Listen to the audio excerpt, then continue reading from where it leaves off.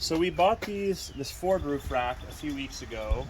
We're traveling from Vancouver to Montreal, so we wanted to get a roof rack so we could carry a rooftop tent, so we had somewhere to stay in along the way. And when we arrived in Montreal, we noticed that our Ford roof rack, which was 2 weeks old at the time, had completely failed and was broken in several places. Here's a quick close-up here of where it's failed, how it's failed. That's the one side. And then on the other side here, we can see how it's starting to fail in the exact same spot. Now initially, we thought, you got a close up of that? Right there? Good, okay.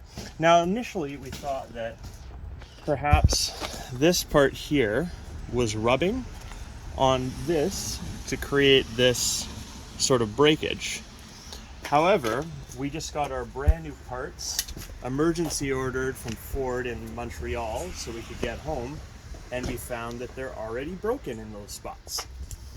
So let's have a quick look up here, and you see that this is brand new part from Ford Montreal, emergency ordered in so we could get us home.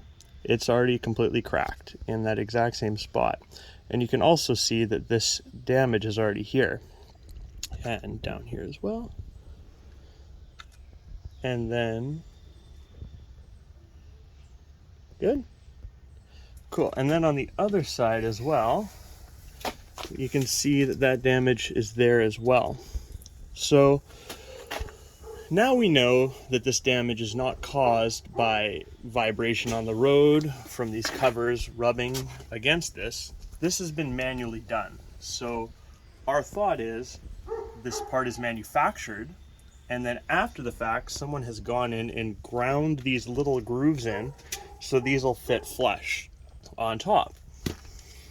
Problem being is as soon as you mess with the structural integrity of something like this, it's going to fail at this point, being a plastic part holding a rooftop tent or any sort of cargo. So now we're stuck in the position of trying to get 5,000 kilometers home on broken parts from Ford direct from the factory.